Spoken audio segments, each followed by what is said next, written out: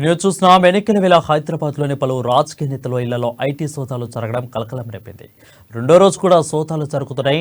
నిన్న మహేశ్వరం కాంగ్రెస్ అభ్యర్థి కిచ్చన్న లక్ష్మారెడ్డి గారితో అదే టికెట్ ఆశించిన పడకంపేట మేయర్ పారిజాత ఇళ్లలో ఈ సోదాలు జరిగాయి. వేకోజమున 5 గంటలకి 6 సభ్యులు అధికారుల బృందం బాలాపూర్లోని పారిజాత ఇంటికి చేరుకుని సోదాలు చేశారు. ఇక వారితో పాటు బాలాపూర్కి చెందిన కాంగ్రెస్ నాయకుడు వంగేట లక్ష్మారెడ్డి ఇంట్లో కూడా అధికారులు వెళ్లారు. శంకరపల్లి మండలం మాసానిగూడతో పాటు చేవెల మండలం, తంగడపల్లి, శంషాబాద్ మండలం, బహదర్గూడలో ఉన్న కేఎల్ఆర్ వ్యవసాయ క్షేత్రాలకు ఉదయం 6 గంటలకి అధికారులు చేరుకుని సోదాలు ప్రారంభించారు.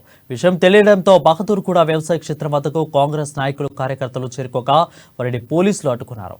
సీఎం కేసీఆర్ కు వ్యతిరేకంగా నినాదాలు చేస్తూ వాళ్ళు ఆందోళనకు దిగగా అధికారులు సముదాయించారు.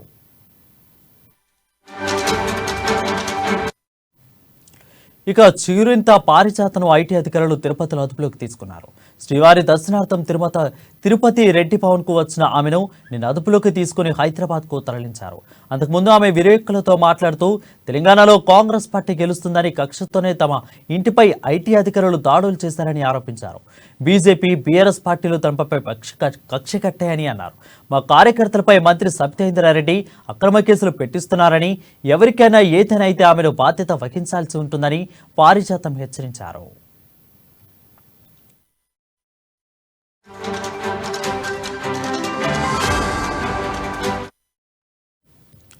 ఇక కాంగ్రెస్ నేతలపై కేంద్ర దర్యాప్తు సంస్థలను ఉసుగొల్పి భయప్రాంతాలకు గురిచేస్తున్నారని పిసిసి అధ్యక్షులు రేవంత్ రెడ్డి ఆరోపించారు. మహేశ్వరంలో సబితారెడ్డి ఓడిపోతారని భయపడిన సీఎం కేసీఆర్ కేంద్ర ప్రభుత్వం పీయూష్ గోయల్ సహకారంతోనే కేఎల్ఆర్, పారిజాత నరసింహారెడ్డి ఇళ్లలో ఐటీ సోదాలు చేయించారని మండిపడ్డారు.